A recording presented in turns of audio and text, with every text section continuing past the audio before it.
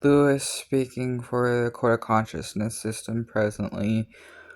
I want to say to the black box people of the internet that it's okay even if you don't fully understand or have access to the memories or know what's going on with your minds.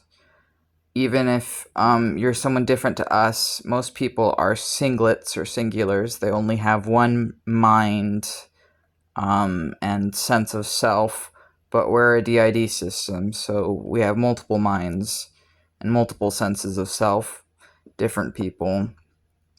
It's okay to express your pain. It's okay to express your pain.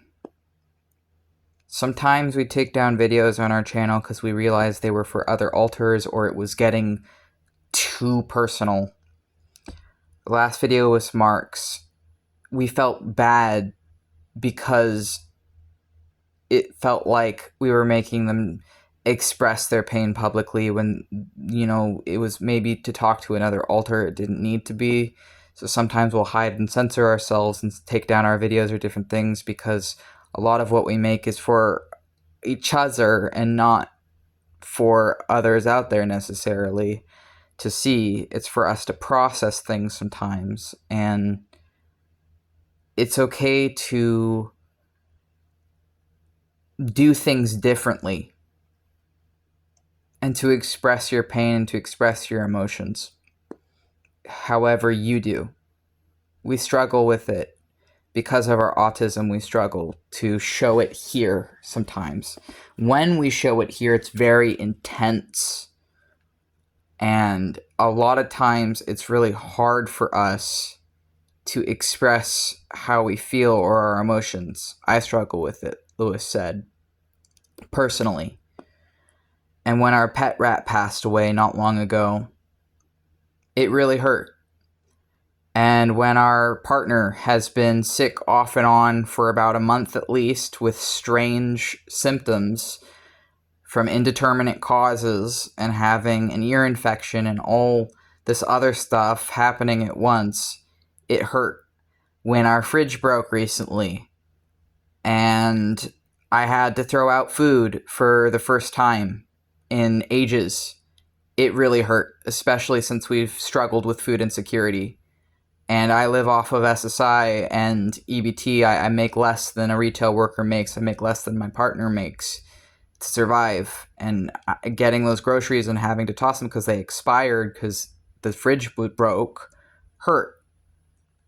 And people online making fun of me and telling me horrible, vicious, awful shit constantly in comment sections for publicly existing, for expressing my opinion all the time. Yeah, it does hurt. It does hurt.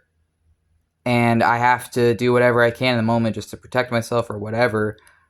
But yeah, of course it hurts. And sometimes I can't show it here. I'm not able to convey, as an autistic person, my emotions in the same way that other people are able to. But we can create, we can draw, we can sing, we can be an artist, and it gets out in that. And we can write, and that helps. And sometimes talking helps too. And when our pet rat passed away, I painted on tears because inside we were crying, but it was harder to cry outside. We did actually express outwardly the most emotions we have ever been able to express while grieving. Like grieving a death specifically when our pet rat passed away. It has always been really hard for us to grieve outwardly. And that was the most we were able to do it was this last time. And we were honestly thankful. We were grateful that we were able to externalize it. Rather than it being mostly inside, we were able to show it outside. And even if that meant painting on tears to show that that's how we felt inside, that helped us grieve our beautiful and wonderful rat's passing. And seeing all the crap going on in the world with genocides and wars, and seeing what our government is doing, what the USA is doing, and how people act like the US government is better than Israel, but we're not. We're exactly the same. we're just as bad. And nothing that's happening is new. It's just repeating. It's just as bad. We're doing these things. And then if you don't do your activism perfectly exactly how other people are doing their activism or asked to do their activism, they tell you that you must not care enough, that you haven't been traumatized enough, that they're going to traumatize you more for not doing it how they do it.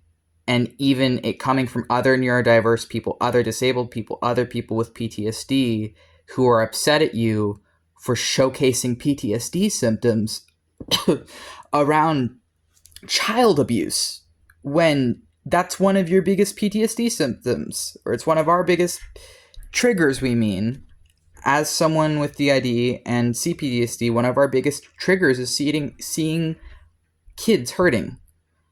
And you express that the reason you didn't even ask for a trigger warning yourself. You saw that someone was getting upset because people had complained because there wasn't a trigger warning on their content that was graphic depictions of human gore they were asked to spread and share.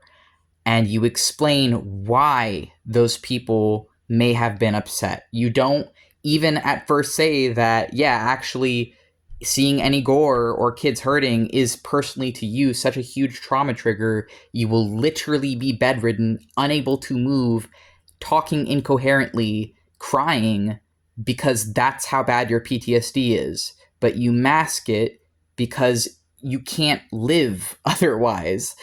And people online tell you to kill yourself, and they're like, oh, well, if you're not doing activism how we're doing it, then you must not care enough and you should just go die.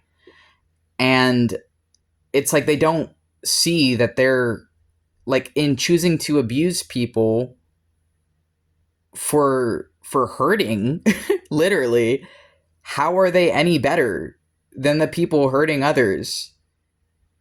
And it's like, the reality is all of us are capable of abuse. All of us are capable of harm.